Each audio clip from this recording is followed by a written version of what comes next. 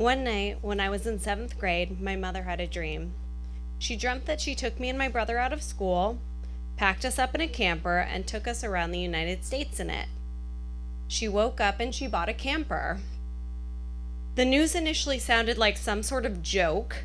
I buzzed with confusion, sadness, anger, and a cocktail of unregulated girl hormones. This was how it played out. My mom got permission to leave her job for a few months. My parents pored over maps. Do you remember those?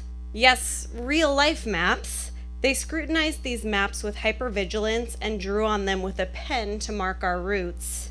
We may be the last living humans who have navigated the entire United States using only maps that come on cardstock from the AAA offices.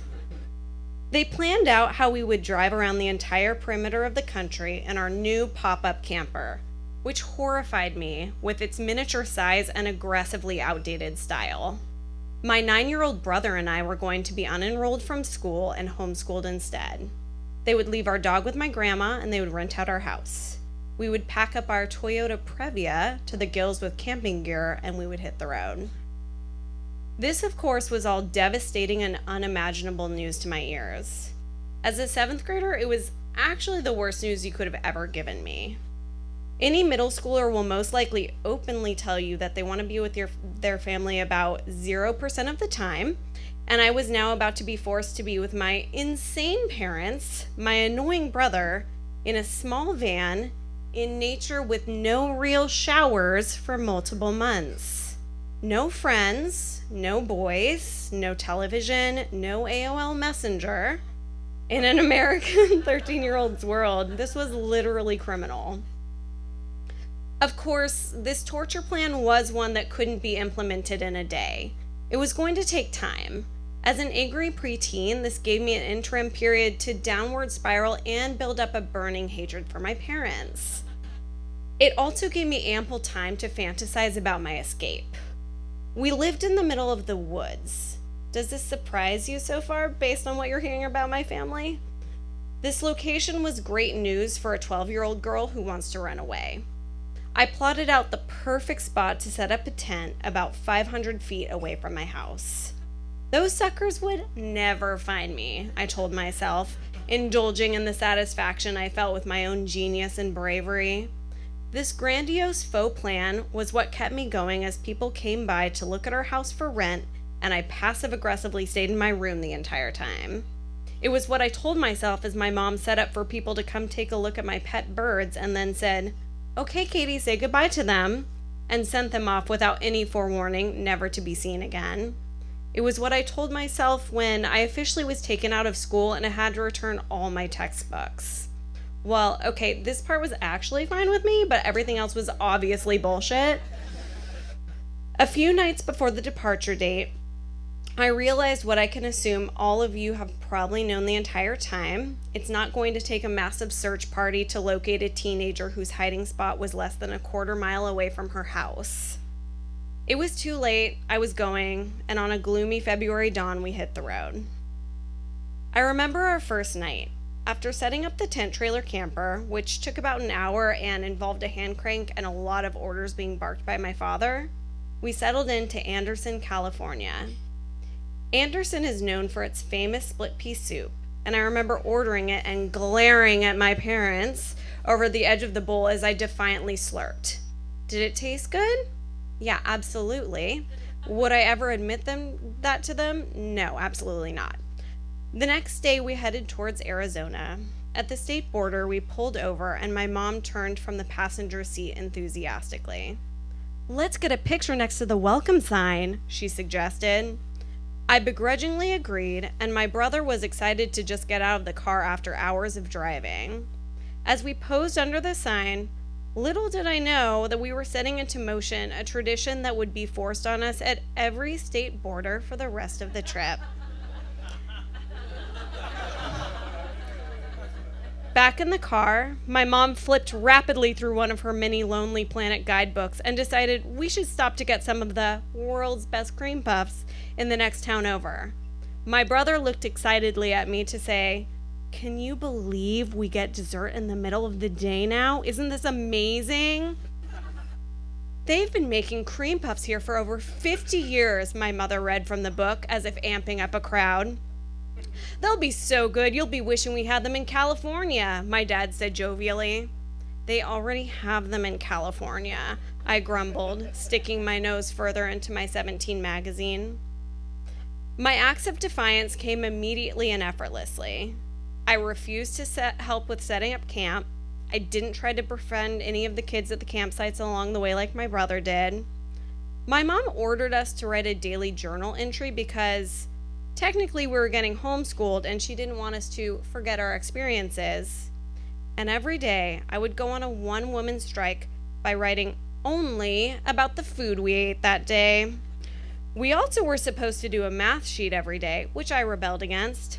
Take that, Mom. If anyone is ensuring they won't have a future in engineering, it's this girl. I spent my evenings off the road, running to payphones, locking myself inside, and using my precious quarters to call my friends and tell them about how my parents were ruining my life. When we stayed at the fancy campgrounds, there was every so often an internet hookup, and I would connect our blocky laptop and furiously type out similar self-pitying diatribes. My mom made the mistake of purchasing for me not only a boombox, but the Oops, I Did It Again album by Britney Spears. You better believe I cranked that shit on repeat for 8 hours at a time as we trekked through the Southwest, daring my parents to say a word about it. If you've heard of any of that album, especially Dear Diary, you'll know that this was an intense act of aggression. After weeks of refusing submission, I finally fell into the routine and succumbed to spending my days stuffed into a van next to my Game Boy wielding brother. My nights were spent crammed into a pop-up camper with my entire family, huddling in a sleeping bag as far away from my brother as possible. Changing clothes involved finding a camp bathroom or hunkering down in the family van. Finding real showers at a campsite was a rare treat, celebrated by my mother like this was something we should all be ecstatic about. Pictures taken during this time, and believe me, there were many, all capture the essence perfectly. My parents looking enthusiastic, my brother looking thrilled to be sitting next to his junior high age sister, and me looking incensed by everything and everyone forever and ever. But during all of this, I was, whether I liked it or not, seeing things. We saw the Grand Canyon, and for the first time, though I didn't admit it out loud, I realized how epic nature could truly be. We rode horses on Mustang Island off the coast of Texas. Winding our way along the perimeter of the Gulf of Mexico, we ate the most amazing seafood I have ever tasted. We biked through the Everglades and came within feet of alligators, who just seemed to hang out on the roads there. We visited beaches in Florida with perfect whole seashells. I held one in my hand and felt a small twinge of appreciation for the first time that I was experiencing something other than walking the crowded hallways of junior high. I ate key lime pie and toured old Louisiana mansions. I saw museums, an endless plethora of museums. So many goddamn museums that one day I pulled off the greatest lie I have ever told. Mom said it's time to leave, I lied to my dad in a room full of old artillery at some historic Civil War location. He believed me. Dad's ready to leave, I whispered a few seconds later once I had found my mom. They realized that the only one who had ever had the idea to leave was me, but it was after we were already safely away from any type of learning environment. They were both livid, and I have never again felt so pleased with myself. The frequency of my calls to friends tapered, but I was still pretty hellbent on hating my family. And I could not escape them. I could never, ever escape them. My annoyance, anger, and embarrassment festered. We happened to be in Daytona Beach during college spring break. Do you remember where you were when The Thong Song and Mammals by Bloodhound Gang were wildly popular? I do. I was 13 with my parents at a beach within spitting distance from what turned out to be a wet t-shirt contest. Perhaps you remember watching MTV's Spring Break on TV.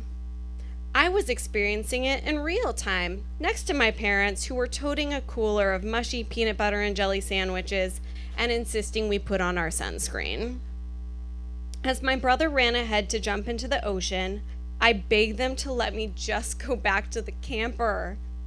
Too afraid to look over at the mass of exposed nipples and keg stands, I turned to the sea, and in that moment, I truly wanted a tsunami to come and take me out of my misery.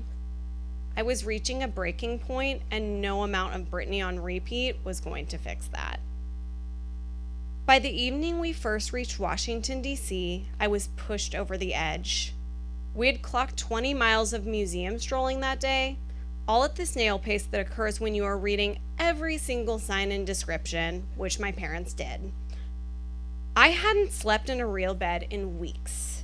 We were eating spaghetti cooked over an easy bake oven-sized stovetop for the 50th time. The straw that broke the camel's back was an announcement from my father as he set an alarm for 6 a.m. Well, I think we should do the first tour of the White House tomorrow. We don't want to wait in line all day to get in. A blind rage of claustrophobia and seething anger came over me. No, you can go to the White House and I'll stay here. Katie, this is one of America's greatest landmarks. You might even see the president. I don't want to see the president and I don't want to go. But it was made clear by 7 a.m. I was expected to be standing in a line, freezing cold, waiting to admire tapestries and portraits of various older white men in suits. I was done. I was done being crammed. I was done feeling dirty. I was done being around people that were either far too old or far too young to understand. I hate you, I yelled, slamming the tent trailer door and sprinting into darkness, realizing that I didn't even have a place to escape to. We were staying at a KOA campground. If you're not familiar, I should clarify for you that this is where the bourgeoisie go to roast their marshmallows. There are real one-room showers, and at this point in our trip, this really was a rare treat. Sobbing hysterically, I fled towards the shower. All I wanted to do was have a place of my own. Face covered in tears and snot, I frantically grasped the handle of the shower room and flung it open, ready to collapse inside. But it was not empty. I found myself face to face with a completely naked middle-aged man. The panic and alarm in our faces mirrored each other. His for this red-faced, hysterical preteen who had walked in on him, and me for the fact that I was now having to see my first real-life penis on a pale, confused man. This was rock bottom. I'm sorry, I remember blubbering in shock and horror, fleeing into the night. Even the campground did not have enough space or working locks to accommodate a girl and her tears. Maybe that was the turning point. We did continue to coexist in 10-foot proximities, but somewhere along the way, I stopped feeling so angry. I started to let myself acknowledge that maybe the world had discoveries to offer me beyond the halls of my middle school or the pages of my teen magazines. We continued to see things. We kayaked on a private lake and got caught in torrential downpours in the Adirondacks. Coming back to the campsite soaking wet and laughing, I felt some small spark of understanding for the adventure my mother craved and wanted to bestow upon us. We saw Mount Rushmore, we bathed in hot springs and saw buffalo at Yellowstone, and I vowed to return to spot grizzly bears there one day. My brother and I finally beat Mario on our Game Boy Color. By the beginning of summer, we finally returned to our home, trashed by the renter, and our dog, who had all but given up on us ever returning. I began to piece together what I had missed, which was everything: boyfriends, school dances, birthday parties.